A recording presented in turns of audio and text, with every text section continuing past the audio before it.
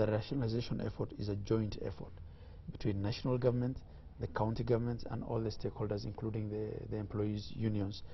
There will be counties that will have a shortfall of staff. There will be some that will have a surplus.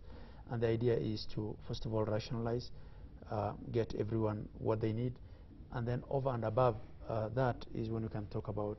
But there is a danger. There is a danger because I have what I did in my county is to give assurance to those who didn't come from the county.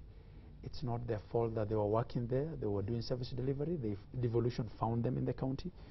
And actually, if you ask me, because they're not part of the local political arrangements and the rivalry, they will probably do a better service, in my view. I think that's great for you, but you have seen Kenyans feeling as good, if not better, than everyone else.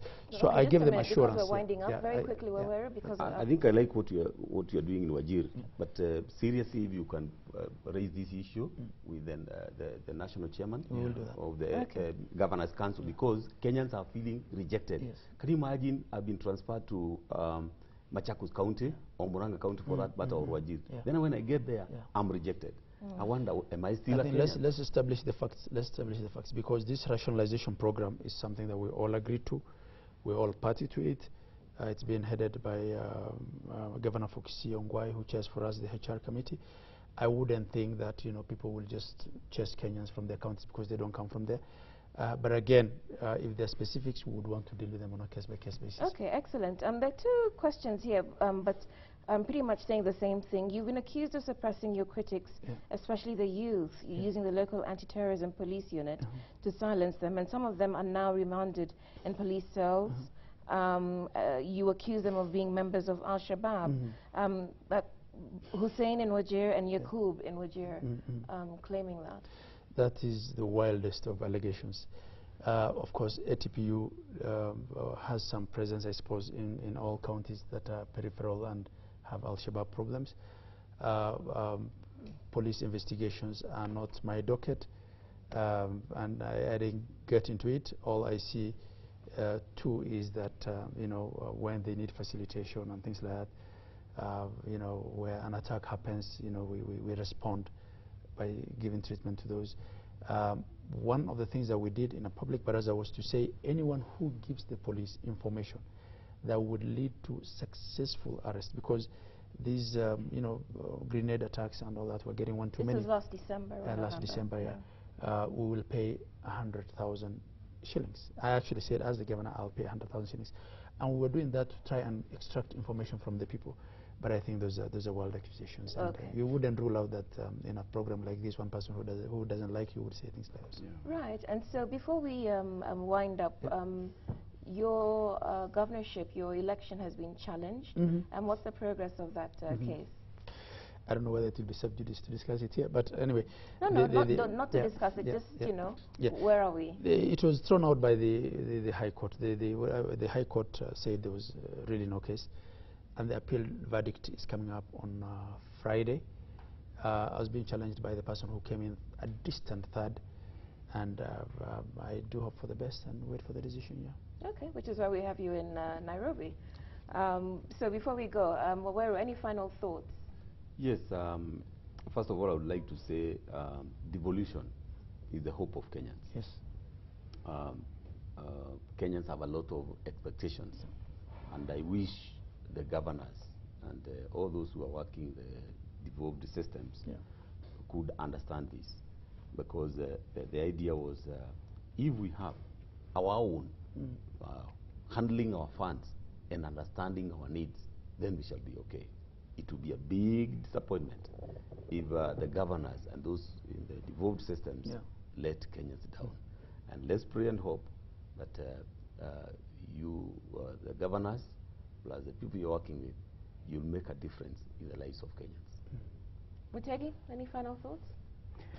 My quick response to this young man is that they should prioritize things according to the needs of the people. In what sense? Why do you say that?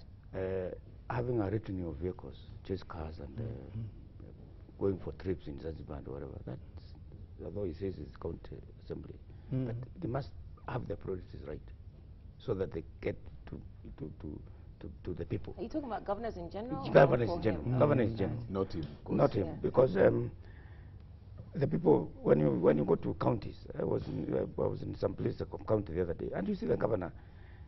It's like a super president. They appear very big and revered, you know. That's not the way we intended. We intended to be not like the PC, but like because we elect them to be with us, and that's not what the appearance is. Okay, excellent. It's interesting that you called him a young man because he is, of course, one of the youngest governors we have. So we want to thank you for your time on Cheche this morning. I wonder if you have any final thoughts before we let you go. Thank you for having me. I hear what the panelists have said. I do believe that even in spite of the teething challenges, which were expected, you know, this is a new system. You know, there'll be a steep learning curve, mistakes will be made. That devolution is still the biggest gain that we got out of the Constitution 2010.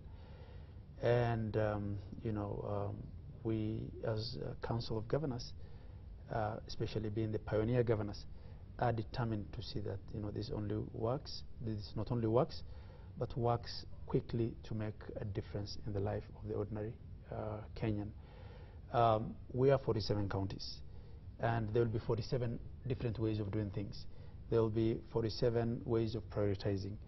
We might not be able to speak to the, you know, the specifics of every county, but I do believe that every governor out there wants to make a difference, and we appreciate criticisms. That's constructive, but part of what Motegi raises is the wider setting up of the institutional framework of county governments.